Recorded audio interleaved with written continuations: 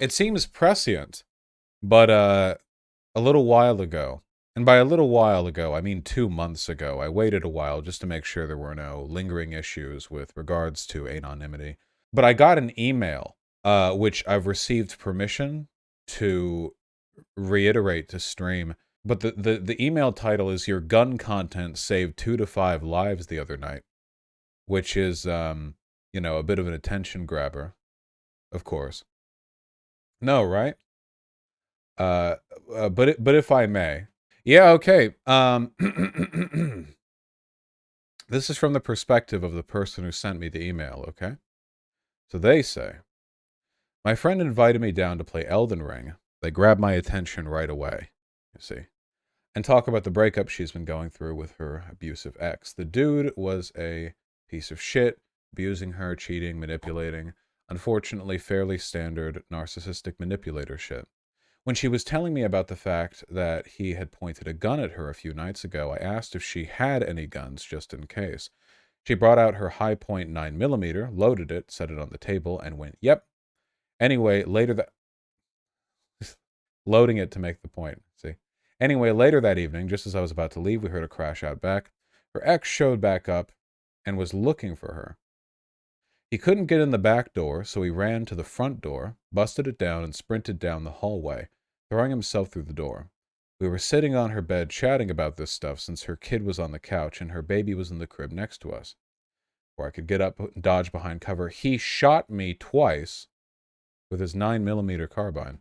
I was able to run out the back door, which was connected to the bedroom, but realized I couldn't really outrun a bullet. So I started taunting him to distract him, which gave my friend enough time to run up to him, punch him in the balls, and grab the gun. He fired it again. I know this sounds like quite a story, by the way. There's a news article that's going to be following this, so this is corroborated. I know. I know. He fired it again, but luckily didn't hit anyone. She grabbed it. I ran back up the stairs through the door and started beating this dude while I had him in a chokehold to try to incapacitate and subdue him.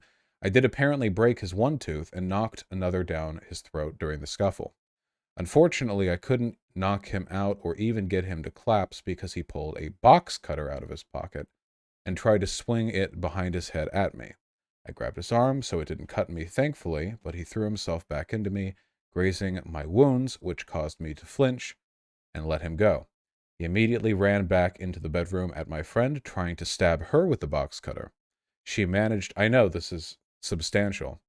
She managed to get a good swing in, luckily, and busted his nose. They ended up against each other, throwing punches at each other's backs. I managed to remember the high point during their scuffle and managed to get past them and grab it, and thanks to the range training, I remembered to click the safety off and aim it. I only had a headshot, so I started shouting at him to drop the knife and leave, told him maybe 4 or 5 times, but he eventually threw her off him and lunged at me. He stabbed me once, I pulled the trigger, and apparently he got me again at the same time, but he dropped. I hit him exactly where I wanted, in the side of the face, and he got up, busted my car window with a shovel, and then into his getaway car and drove off. That was quite a paragraph, and I feel like I relayed like what would be like 3 or 4 minutes if committed to film. Now, of course, reading through this, apart from the effort invested in sharing what at first felt like a highly improbable story to me, there's a goddamn article. It actually did happen. Now, obviously, I can't verify everything, but the content of the article affirms the content of the email. So it's all written in a police statement, It's about as verified as you're going to get. Anyway, I wasn't done with the email. The person continues. I was mostly fine, 2 shots and 2 stab wounds all on the side of my chest. Mostly fine, The rounds didn't hit anything, luckily, and he didn't get the box cutter in deep enough. The hospital stitched me up and released me before the sun came up.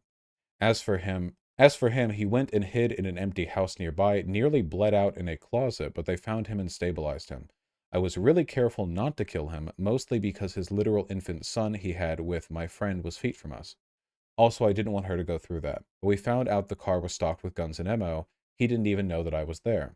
So we think he came there to at least kill her, but likely her mom as well, and maybe even their kids. But luckily, Your content showing off guns inspired me to go and learn how to use them, and at least that led to nobody getting killed. I've attached a pic of me in the hospital to verify, but here is the news article as well. It's not the most accurate. They got a bunch wrong. They also tried to make it sound like me and my friend were fucking, which is weird, but it's an actual source. So thank you. And then they say some nice stuff about me that I won't repeat because it comes off as very self-aggrandizing. And then we have a hospital photo, which yeah, I don't know. I don't think I should share a hospital photo, but they are not dead. They are alive in the hospital photo. It was not, in fact, their corpse that took the photo. Gay, not dead. Yeah, I actually got a follow-up email from a little bit ago, if I may. Because I asked it one more time if it was okay for me to talk about it. Small infection in one of the stab wounds, but it's fine. It was just a scar now.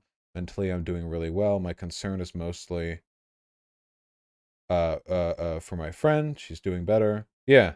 Whew. Anyway, it's a little bit surreal. You know, when I got the first email, of course, you know, I wanted to ask if I could share it on stream. I waited a while because, you know, maybe in a month's time they'll change their mind. But they said, you know, afterwards they were still fine with it. It is important to remember that statistically speaking, having a firearm in the house increases the likelihood of you dying to a firearm. But, you know, people can lie with statistics. There are instances where the ownership of a firearm can be of definite benefit. You know, I would never tell somebody, for example, who has an abusive ex who's gunning for them to not buy a gun because it increases the likelihood of them dying to a gun, right? You know, obviously, if you look at all gun deaths, you know, you average that, you're going to get some results. But if you're more specific, you can get more more pointed potential outcomes. Anyway, the reason I bring this up now, apart from it being relevant to some of the stuff we were talking about, mostly because I do think that a context in which gun ownership advocacy is just admirable right out the face of it is for this political business that I've been talking about, this potential collapse of our democracy. You know, people, especially people with no imaginations, by which I mean liberals, you know, when they hear like, oh, in case things get politically tumultuous, you should own a gun, what they think in their head is, whoa, it's gonna be like Avengers Endgame, where all the liberals with the guns line up against the Thanos army conservatives with their guns. Well, that sounds really dumb, man, because that's what you're thinking of. That's what you're thinking of when you say you should buy a gun to defend yourself, and that's dumb. So that's what I know you're thinking, and I think that's dumb. And that's like, how many times does this happen to me from chat, right? You know what I mean? Like, where I'm like, yeah, you should probably own a gun for like defending yourself in case things get really crazy. And people are like, you really want a civil war with all liberals battling all conservatives? Like, they're projecting their lack of an imagination onto me. I think that if civil instability ever becomes like very, very prominent, which literally happened during BLM, it doesn't take much, by the way. All it takes is like heavy protesting in a city for emergency services to functionally shut down. Okay, you know, you don't exactly need some like Red Dawn shit for the police to be too busy to respond to other forms of social instability. And we've seen examples of like far-right groups driving around mostly liberal neighborhoods with guns, menacing people, you know, threatening protesters. What's to say that after some big political business, they're not going to try to move in like that? You know, I live in Seattle, and Seattle, Portland, the whole Pacific Northwest, it's in a very weird spot because the cities in the Pacific Northwest are very progressive. Very progressive. But the rural areas are practically Klan territory, you know? And what happened in Portland and continues to happen is that whenever there's conflict in that city between far right and far left groups, the far left groups are from Portland.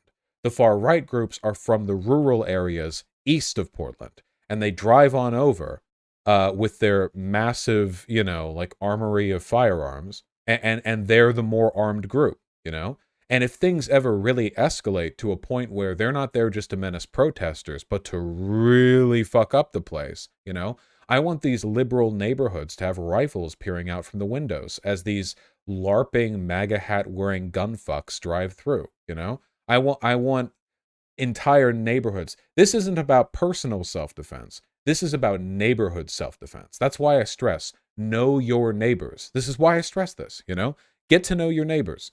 I'm not saying you should knock on their door and look at them and go like, all right, you have a firearm in case the government collapses. Like, don't be fucking weird about it, you know? But it's good to know them.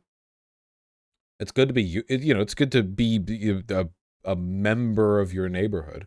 And I mean, that's helpful for a lot of reasons, not just potential social instability. But I think that's very important. And I do think that, and by the way, a lot of this is a deterrent as well. Because keep in mind, if neighborhoods are known to be firearm prolific, literally make friends with the local doomsday prepper. I don't know why you wouldn't. That just seems like a good survival strategy. If your neighborhood becomes more firearm prolific, your neighborhood ain't gonna be the one the crazy right-wing militia groups drive to, because they know they'll die. In any occupation situation, the number of occupiers is a marginal fraction of the number of people being occupied, okay? But those numbers will change when both groups are armed. It only takes a truck with 6 men with guns to suppress an entire neighborhood. Hundreds, possibly thousands of people, if those people are unarmed. If 1 in 10 people in that neighborhood has a gun, they would need 10 times as many trucks.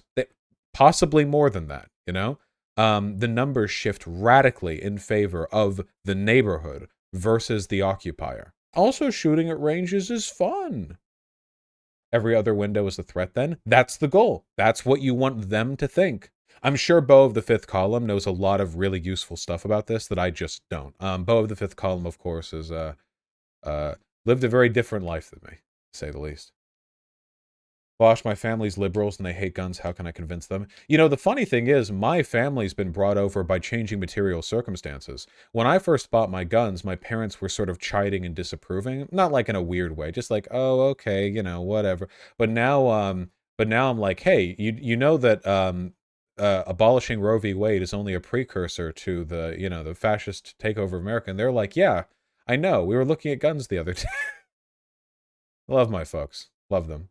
I don't even know if they're liberals anymore. They're probably socialists. I don't know. Yeah. But yeah, you know. But always be responsible. Always, always, always be responsible. You know, if you're not feeling well mentally, if you have mood instability or depression, you know, maybe a friend can hold on to firearms, or maybe you shouldn't own them. Maybe you shouldn't own them. Maybe you should just know how to use them. Like maybe you can get a friend who does have guns, and you can go to the range together. You can get to know how to use them, and you know, but you don't actually have the guns at your house. That's some LARPy shit. Learning how to use a gun? That's LARPy? Jesus. What actually originally prompted you to like guns? Because I doubt you were always into guns. Oh, I was super anti-gun. Like, up until mid-college, I'd say. Like, maybe early college. But no, I became a leftist. And I understood that firearm ownership can be an important part of soft political pressure during times of social instability. The classic example that leftists throw out there is revolution. That's dumb. No armed civilian population is going to take over the US government because of the guns. We saw this with January 6th, you know. If all the people at the Jan 6 insurrection attempt had guns, you know what would have happened? Well, they probably would have killed a lot more people. I don't think they would have gotten any closer to insurrection, though. Possibly farther from it. In large part because the real thing that was propping up January 6th wasn't them. It was the Republicans supporting them. Oh yeah, they would have been gunned down for sure. Something tells me the Capitol building has some like crazy shit that somebody had they had like a finger hovering over the button the entire time. You know what I mean? Like, do we activate like the mutant scorpion, you know, or like activate the poison gas or so. I don't know. There somewhere in the security office there is somebody with their finger like quivering over the red button, you know? The Ava unit like folded underneath the Capitol building. The big dome pops open and it just yeah. But it's not a revolutionary thing. I mean, it can be, but it's not necessarily a revolutionary thing. It's about the knowledge that a neighborhood becomes more sturdy, more defensible when it's known that neighborhood is armed and more or less politically in unison, at least to the extent that like they don't want to be like killed by crazy right-wing militias. You know, if they can work together on that. What about the military? Oh, what about it? Don't fight the military. That's bad. Also, you can lower rental prices. Yeah, just fire a couple rounds in the air every once in a while. Drive down the housing prices. Be a goddamn hero for your neighborhood. Don't do that. That's illegal. And also immoral, by the way. Why are you ignoring the fact that guns aren't supported by any side in the rest of the developed world? Guns are a right-wing or a left-wing policy. I can tell you who's in favor of gun ownership. The far-right militias in Germany that operate within the military and police forces that have been preparing for a like right-wing takeover for decades. And you know, they're a hell of a lot more prepared to do their work than a lot of lefties are to do theirs. I'll say that much. I'll tell you who believes in gun ownership. People with a goddamn game plan, okay? Sorry, that's true. Look around the world, the type of people who stockpile ammunition, usually also the type of people who are going to have a disproportionate political effect on the country they live in. For better or for worse, that's why it's a full force multiplier. Doesn't having that kind of unity require some kind of uniting identity to hold people together? Not really. If you're in a look at like the BLM protests. If you're like all marching together on the street, like people are naturally like very socially sticky. If people are scared and want to work together, like they will, you know? If there are right-wing militias driving through a neighborhood, I don't think like people will work together against that if you're in a neighborhood that's not like explicitly supportive of right-wing militias taking over your city. What do you think about gun ownership countries where it's less common? Everything that I'm saying is only about America. I'm only referring to America here. Other countries have wildly different social, political, cultural situations when it comes to firearm ownership. Very, very, very different. I don't want my country to be filled with guns. Then don't. I'm just talking about America. America's already filled with guns. Vaush, haven't there been studies that show guns lead to less safe outcomes, more crime? I addressed those. I talked about that. There's a big Twitter thread by a leftist asking other leftists why they don't own a gun. It was just hundreds of people being like, no, because I'd kill myself. Oh, there are a lot of depressed people on the left, tragically. I'm serious though. Like maybe you can leave it with a friend or something, or like a gun rental thing. Is there like a gun rental thing? Like, hey, like your local gun shop. Are you allowed to store a gun at a PO box? Probably not, right? Yeah, that seems probably not. There should be something for that, you know. Not everyone can just sort of idly keep their firearms on their desk and just lay their phone on their firearm. I need to buy a bigger safe. You've got mail. Local armory. I do like the idea of communal armories. Some shooting ranges can let you rent one. Yeah, but you would want to like own one. What about CCW? You support those for those who are responsible? Yeah, CCWs are based when I have them. Yeehaw. Woohoo. No, I'm not saying rentals from ranges. I mean like the range holds on to your gun. There's an extremist right-wing militia in my town. What the fuck do I do? I have no idea. That's really up to you. There are so many circumstances there that I can't account for. Libs would be more amicable to not owning guns because if they did own guns, they would immediately kill themselves. You know, so I think suicides with firearms represents about a third of firearm deaths. Firearm deaths, suicide. Don't give me the suicide prevention lifeline. Who the fuck would Google firearm death suicide as a precursor to shooting themselves? Jesus. No, wow. 54% of all gun-related deaths in the U.S. were suicides. 24,000. In what year? 2020. Yeah, more suicides than murders. God damn. That is fucking grim. I wonder if I could find like a year-by-year chart of like how much this changes. Like COVID must have made the suicide spike up, right? In fact, wait, yeah, because this was right when COVID started and everyone got more depressed. If I look at 2019, no. In 2019, it's actually more skewed towards suicide. Wait, gun suicide. What data says about gun suicides in the recent suicides of 54%. Suicides have long accounted for the majority of U.S. gun deaths. The number of gun suicides is climbing 10% of fires, 25% over 10 years, near its highest point on record. Okay, here we go. This is the murder and suicide gun deaths per 100,000 people. Yeah, it looks like suicide has maintained a pretty consistent lead over, over murders for, like, the whole time. In fact, COVID caused the murders to spike, not the suicides. That's counterintuitive. Well, it's not good. What was going on back in 75? Wasn't crime a lot worse back then? In Canada, about 80% of firearm-related deaths are suicides. Isn't that because everyone who owns a firearm in Canada is like a moose hunter somewhere in the Yukon? Like, what else are they gonna shoot? Moose?